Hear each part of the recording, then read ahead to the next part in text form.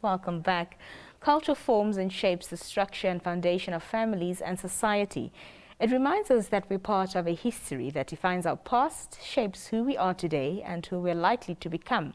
More fundamentally, culture also means of expressing creativity, forging, promoting and crafting a unique identity and enhancing or preserving a community's sense of place and belonging. Yesterday, Sanlam Namibia has launched My Culture, My Life Roadshow, and joining us to bring us up to full speed is Sanlam's Marketing and Communications Manager, Laurencia Prinzonsky. Good evening and welcome to the Daily Roundup. Thank you. Thank you so much for being here. Thanks.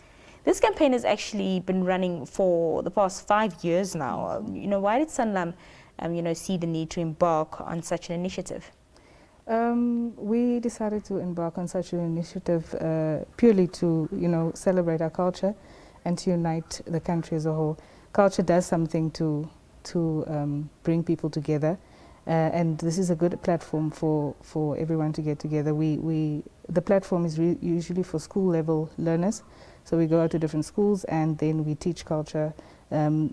We teach the learners how to do different things in different cultures. Mm-hmm. Yeah, so that's the idea for us to just promote cultures and the initiative of that you come from somewhere and from something. Yeah.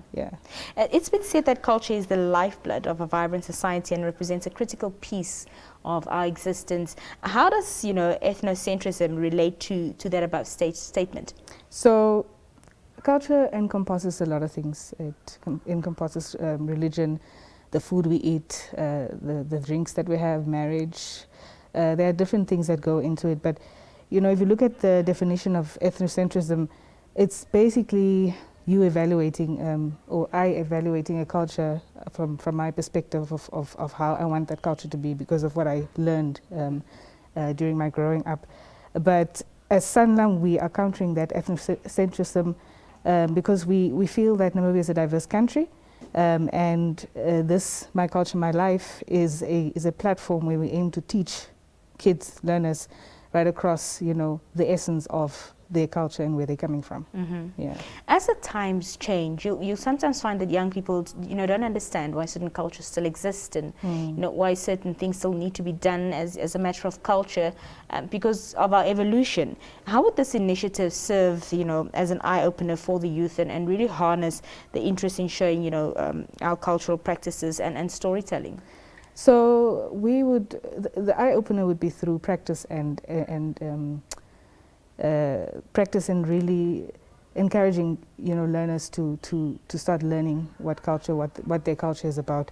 There's a saying that says practice makes perfect. We don't want it to be completely perfect, but we want it to be good. We want learners to go out there and really know and understand where they're coming from and where they're going, because it helps in a lot of cases. I mean, if we look at the one that we launched yesterday, it's the Herero culture. Mm-hmm. And if you look at the way they dress, the Herero dress, if you wear that Herero dress, you can't just walk like you want to. Mm. You need to walk a certain way, slowly. And that's the things that we want to teach so that they know why my aunt is walking in a Herero dress and she's slow, whereas she would have normally been in a fast pace. The same would be if you look at the medicines and stuff. We had COVID recently, and we had the eucalyptus leaf that we could use for steaming. It's things like that we're trying to bring back so that we can understand where it comes from and how we can use it in the future and how we can teach our kids and they can teach their kids how to take things forward. Yeah. The campaign kick-started, as you mentioned, in the Omaheke and Ortho-Zonjupa regions. And when do you intend to incorporate to the other regions in this initiative? So the past 5 years, we've been through to the Umsati, Kavango, Erongo, Zambezi, Hartap, and the Karas region. Mm-hmm. We are now going to these 2 regions, and we will be going to Hobabus, Aminus, Oshinene, Epikiro, and Okakarara. We plan on still going to the Himba, Setswana, the Bushman and the Sun, and then have one final big one where we have one in Windhoek with all the different cultures, because like myself, I come from a lot of different places at the same time and grew up in Windhoek. So we are trying to still go to those other cultures and see and teach and learn. And then once we get together, we can now socially understand each other and relate when we get to the Windhoek one. Yeah. In a nutshell, Laurencia, what's the overall objective of the campaign for Namibia's cultural landscape and also preserving it for the future? So we're looking at 4 points. We're looking at instilling pride in our culture, promoting our identity, preserving culture and understanding culture. I mean, if we understand where we come from and it usually helps us to know where we're going. Sometimes when we don't understand something, we are reactive towards it. And that is where we don't understand each other as people in the workplace or at school or anywhere else. So the idea is really to instill that pride in our culture so that when we are anywhere in the world, we can proudly say, I am an Shivambu speaking person. I was laughing the other day when there was someone that changed their name when they went abroad to their cultural name, the traditional name. Because on their birth certificates it's John, but you know, the middle name is that hectic traditional name.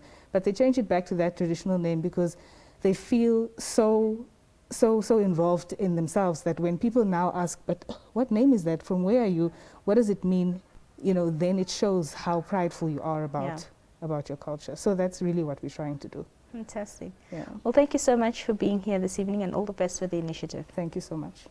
That was Laurencia Prinzonsky speaking to us, Sanlam's marketing and communication